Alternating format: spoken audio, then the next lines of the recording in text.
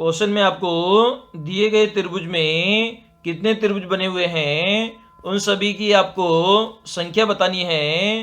देखने में ये क्वेश्चन काफ़ी टिपिकल लग रहा है, लेकिन काफ़ी इजी वे से इसे हम सॉल्व कर लेंगे और चारों ऑप्शन में से हम आंसर भी निकाल लेंगे। तो सबसे पहले इस प्रकार की अगर त्रिभुज मिले तो शीर्ष से खींची गई जो रेखाएं हैं वो आधार को कितने भागों में काटती है उसे हमें काउंट करना है। तो ये हमारा आधार नंबर फर्स्ट हो गया, ये आधार नंबर 2 हो गया, ये आधार नंबर 3 हो गया और ये हमारा आधार नंबर 4 हो गया। तो सबसे पहले आधार की बात करते हैं तो इसको 1, 2, 3, 4 और 5 भागों में बांटती है। तो सभी को आपस में जोड़ लेंगे, 1 + 2 + 3 + 4 + 5। तो 5 और 4 9 हो जाएगा, 9 और 3 12 हो जाएगा, 12 और 2 14, 14 और 1 आपका 15 हो जाएगा। इसी प्रकार से बात करते हैं आधार नंबर 2 की बात करते हैं तो इसको 2 भागों में बांटती है। तो 1 + 2 कितना हो जाएगा आपका 3 हो जाएगा। इसी प्रकार से आधार नंबर 3 की बात करते हैं तो ये भी 2 भागों में बांटती है। तो 1 + 2 कितना हो जाएगा आपका 3 हो जाएगा। इसी प्रकार से आधार नंबर 4 की बात करें तो शीर्ष से आने वाली रेखा इसे 1, 2, 3 भागों में बांटती है। तो तीनों को आपस में जोड़ेंगे तो 1 + 2 + 3 आपका 6 हो जाएगा। तो इसमें त्रिभुजों की संख्या कितनी हो जाएगी तो आपकी हो जाएगी 15 + 3 + फिर वापस से आपको 3 जोड़ना पड़ेगा और लास्ट में आपके आधार नंबर 4 से 6 त्रिभुज बन रहे हैं। तो 15 और 3 18 हो जाएगा, 18 और 3 21 हो जाएगा और 21 और 6 आपका 27 हो जाएगा। तो इस प्रकार से कुल 27 त्रिभुज है। तो सी हमारा आंसर हो जाएगा। नंबर सीरीज का आपका क्वेश्चन है 2, 5, 10, 17, 26, 37, 50 और उसके बाद में क्वेश्चन मार्क है। इसका मान आपको फाइंड आउट करना है ABCD ऑप्शन में से। तो कैसे सॉल्व करेंगे इसे? तो सबसे पहले हमें 2 को लिख सकते हैं 1 का स्क्वायर प्लस 1 लिख सकते हैं। इसी प्रकार से 5 को हमें 2 का स्क्वायर प्लस 1 लिख सकते हैं। तो 2 का स्क्वायर 4 होता है और इसमें 1 जोड़ देंगे तो हमें 5 प्राप्त होगा। इसी प्रकार से 10 को हमें 3 का स्क्वायर प्लस 1 लिख सकते हैं। तो 3 का स्क्वायर 9 होता है और 1 जोड़ने पर 10 प्राप्त होता है। इसी प्रकार से आगे 17 को हमें 4 का स्क्वायर प्लस 1 लिख सकते हैं और इसी प्रकार से 26 को हमें 5 का स्क्वायर प्लस 1 लिख सकते हैं।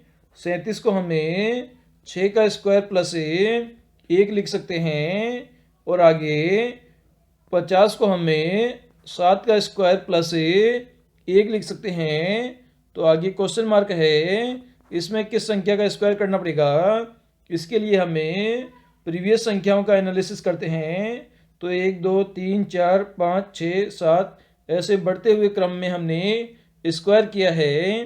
तो 7 के बाद हमें 8 का स्क्वायर करना पड़ेगा और इसमें 1 जोड़ना पड़ेगा। तो 8 का स्क्वायर हमारा 64 होता है और इसमें 1 जोड़ने पर हमें 65 प्राप्त होता है। मतलब क्वेश्चन मार्क का मान 65 आ जाएगा। तो दिए गए क्वेश्चन में हमारा डी करेक्ट आंसर हो जाएगा। क्वेश्चन है आपका, जिस प्रकार से 9 का संबंध 8 से है उसी प्रकार से 16 का संबंध क्वेश्चन मार्क की किस संख्या से है, ये आपको फाइंड आउट करना है ABCD ऑप्शन में से। तो सबसे पहले हम देखते हैं 9 क्या होता है। तो 9 हमारा 3 का स्क्वायर होता है। इसी प्रकार से 8 क्या होता है? तो 8 2 का क्यूब होता है। मतलब 2 को आपस में 3 बार गुणा करोगे तो 2 दूनी 4 और 4 दूनी 8 आएगा। इसी प्रकार से 16 क्या होता है? तो 16 हमारा 4 का स्क्वायर होता है। तो आगे कौन सी संख्या आएगी? ये हमें फाइंड आउट करना है। तो सबसे पहले हमने 3 लिखा, उसमें से 1 घटा कर आगे 2 लिखा। इसी प्रकार से यहाँ पर संख्या 4 है, तो आगे 1 घटाएंगे तो आपकी संख्या 3 आ जाएगी। पहले हमने स्क्वायर किया, उसके बाद में क्यूब किया, तो सिमिलर इसमें भी पहले स्क्वायर करेंगे और उसके बाद में क्यूब करेंगे। तो 3 का क्यूब मतलब 3 गुणा 3 हो जाएगा। तो आपस में इसे गुणा करोगे तो 3 त्रिका 9 हो जाएगा। 9 को आप 3 से गुणा करोगे तो 9 तिया 27 हो जाएगा। मतलब क्वेश्चन चिन्ह की जगह क्या मान आएगा? 27 मान आएगा, जो कि हमें ऑप्शन नंबर ए में गिवन है। तो ए इस क्वेश्चन का आंसर हो जाएगा। क्वेश्चन में आपको एक टेबल गिवन है जिसमें आपको 8 अंक दिए हुए हैं, जबकि इसमें 1 अंक मिसिंग है।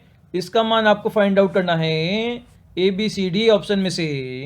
तो इसे सॉल्व करते हैं। तो सबसे पहले हम देखते हैं, इसमें 3 रो है और 3 ही कॉलम है। मतलब ये 3 गुणा 3 की टेबल है। तो सबसे पहले ऊपर वाली लाइन में हम देखते हैं, रो में हम देखते हैं अगर 3 और 6 और 8 इन तीनों को आपस में जोड़ा जाए तो कितना आएगा? तो ये हमारा 8 और 6 14 हो जाएगा। 14 और 3 हमारा 17 हो जाएगा। इसी प्रकार से 5, 8 और 4 को हम जोड़ के देखते हैं एक बार। तो 8 और 4 हमारा 12 हो जाएगा। 12 और 5 हमारा 17 हो जाएगा। मतलब जो रो है हमारी, उसके तीनों अंकों का योग कितना आता है? ये हमारा 17 आता है। तो जो लास्ट वाली रो है उसके तीनों अंकों का योग कितना आना चाहिए? तो इसका योग भी 17 आना चाहिए। तो 7 और 4 कितना हो जाएगा? ये हमारा 11 हो जाएगा। अगर 17 में से 11 को घटा दिया जाए तो आपके पास संख्या कौन सी आएगी? संख्या आपके पास में 6 आएगी। मतलब क्वेश्चन मार्क की जगह कौन सी संख्या आ जाएगी? 6 आ जाएगी। इसमें हमने क्या किया, जो रो की तीनों संख्याएं हैं उनको आपस में जोड़ा, 17 आया। नीचे वाली रो को चेक किया, वापस से 17 आया। तो थर्ड वाली रो में भी 17 आना चाहिए। ये कंडीशन लगा के हमने क्वेश्चन मार्क की जगह 6 मान फाइंड आउट कर लिया, जो कि हमें ऑप्शन नंबर ए में गिवन है। तो ए इस क्वेश्चन का आंसर हो जाएगा। क्वेश्चन है आपका जिसमें आपको बेमेल विकल्प का चयन करना है। इसके लिए आपको 4 option A B C D given है। तो इस प्रकार के क्वेश्चन कभी भी मिले जिसमें आपको संख्याओं की रेंज दी गई हो, तो इसमें हमेशा भागफल विधि अपनाएंगे। मतलब भाग देके हम संख्याओं को चेक करेंगे। तो सबसे पहले हम चेक करते हैं, जो 15 और 21 है, इन दोनों के अंदर हम चेक करते हैं तो इनमें कोई कॉमन फैक्टर आ रहा है। हाँ, यहाँ पर आ रहा है। इसमें यहाँ पर 3 यहाँ पर कॉमन फैक्टर आ रहा है। इसी प्रकार से 32 और 41 का हम चेक करते हैं तो यहाँ पर कोई कॉमन फैक्टर आ रहा है, यहाँ पर कोई भी कॉमन फैक्टर नहीं आ रहा है। सिमिलर हम आगे चेक करते हैं, 22 और 27 में हम चेक करते हैं कोई कॉमन फैक्टर आ रहा है, मतलब कोई गुणनखंड आ रहा है। तो यहाँ पर कोई भी गुणनखंड नहीं आ रहा है। इसी प्रकार से डी को चेक करते हैं तो 31 और 35 में कोई भी कॉमन फैक्टर नहीं आ रहा है, क्योंकि यहाँ पर हम चेक करते हैं 32 में 2 का भाग जाता है, लेकिन 41 में नहीं जाता। 41 में केवल 41 का ही भाग जाता है। सिमिलर आगे चेक करते हैं, 22 में 2 का भाग जाता है, लेकिन 27 में नहीं जाता। और 27 में 3 का भाग जाता है, जबकि 3 का भाग 22 में नहीं जाता। तो यहाँ पर भी कोई भी कॉमन फैक्टर नहीं आएगा। सिमिलर यहाँ पर देखते हैं, 31 और 35 में देखते हैं तो 31 हमारा प्राइम नंबर है, तो इसका भी कोई फैक्टर नहीं होगा। जबकि 15 और 21 की हम बात करें तो 15 को हमें 3 गुना 5 लिख सकते हैं, और इसी प्रकार से 21 को हम 7 गुना 3 लिख सकते हैं।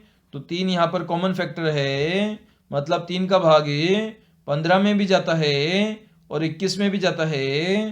तो ये हमारा आंसर हो जाएगा, ऑप्शन नंबर ए हमारा आंसर हो जाएगा।